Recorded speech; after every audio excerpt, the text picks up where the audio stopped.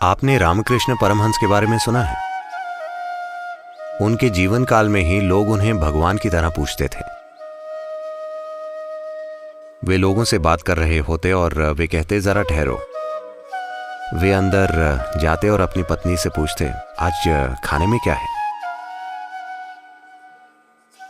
उनकी पत्नी शारदा को इससे बहुत शर्मिंदगी होती थी।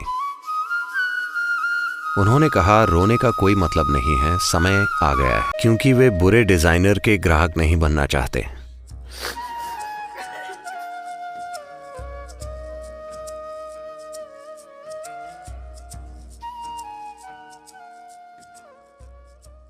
अब मैं चाहता हूं कि इस समय मैं जो भी कह रहा हूं आप उसे सही संदर्भ में समझें, क्योंकि इसे आसानी से गलत समझा जा सकता है। आत्मज्ञान क्या है?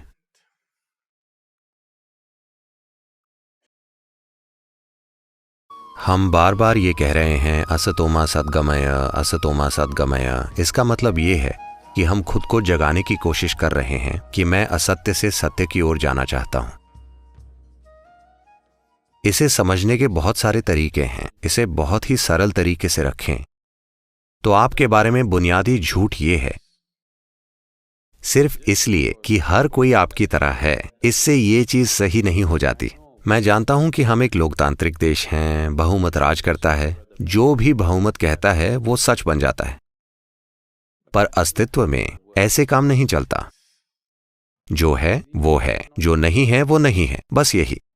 अगर आप इसके साथ तालमेल में हैं तो जीवन एक तरीके से काम करता है, अगर आप तालमेल में नहीं हैं तो जीवन दूसरे तरीके से काम करता है। ये एक सरल सी बात है। तो अगर आप जानते हैं कि मैं ये नहीं हूं, बुद्धि से नहीं, अनुभव से, अगर एक स्पष्ट दूरी आ गई है तो इसे एक ओर रखकर चले जाना सहज होगा, है ना? इसे आप बुरे नामों से बुलाते हैं, जैसे मृत्यु। नहीं, मुझे लगता था कि मैं ये लोटा हूं और मैंने इसे लगातार ढोया। एक दिन मुझे अनुभव हुआ, हे भगवान, ये मैं नहीं हूं। अब मेरे लिए उसे नीचे रखकर बैठना सहज होगा, है ना? क्या ऐसा नहीं है?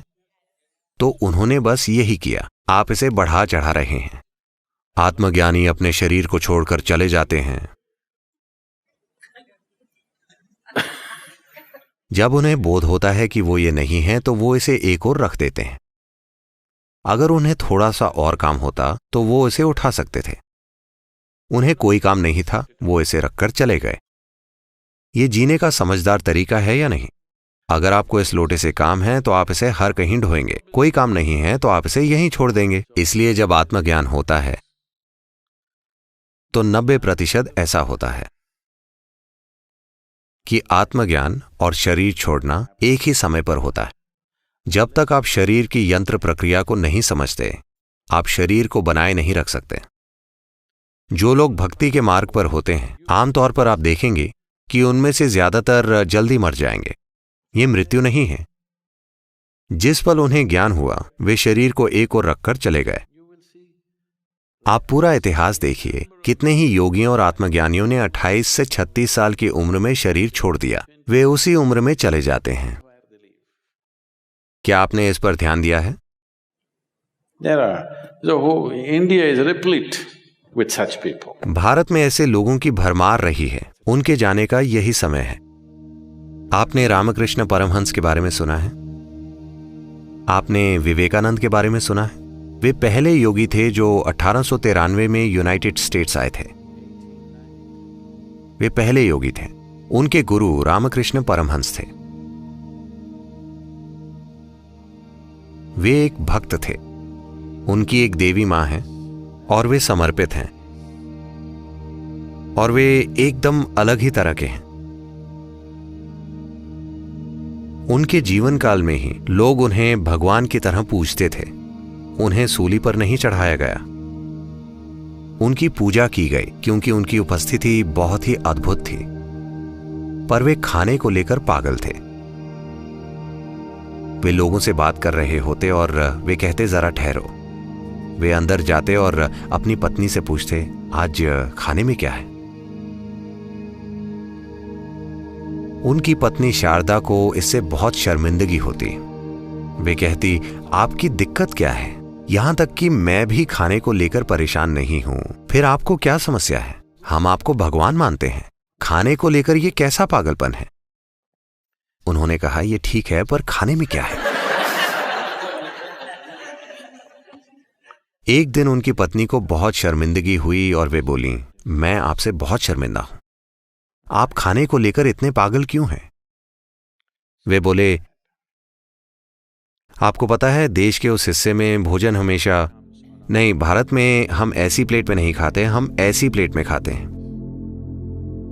इसे थाली कहा जाता है। खाने से परोसी हुई प्लेट को थाली कहा जाता है। वे बोले, जिस दिन तुम मेरे लिए थाली लाओ, तुम मेरे लिए भोजन लाओ, और अगर मैं खाने में कोई रुचि ना दिखाऊं तो समझ जाना कि बस 3 दिन बचे हैं। उन्होंने ये कहा और उसके बाद 7 साल बीत गए।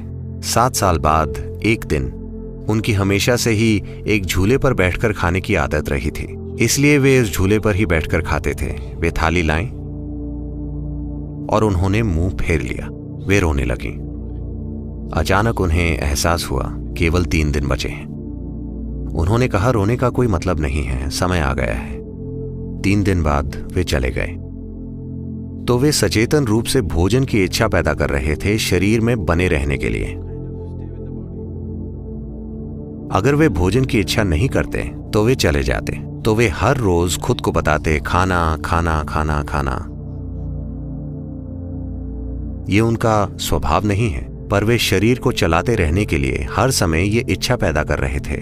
अगर सत्संग में बैठे बैठे उनका अनुभव बड़ा रूप ले लेता तो वे अचानक उठते और पूछते, आज खाना क्या बनाया है? मैं ये और वो खाना चाहता हूं, बस खाने के बारे में सोचना। Just thinking about food, desire, creating a conscious desire for food, just to stay glued. शरीर में टिके रहने के लिए एक सचेतन इच्छा पैदा करना। या तो आपको ऐसी कोई इच्छा पैदा करनी होगी, या दूसरी तरह की तरकीबें हैं, या आप में शरीर की यांत्रिकी समझ होनी चाहिए। शरीर की यंत्र प्रक्रिया समझने के लिए एक तरह की भागीदारी चाहिए। ये यूं ही नहीं आती। आत्मज्ञान एक पल में हो सकता है, पर समझ एक पल में नहीं आती, जन्मों तक काम करना पड़ता है।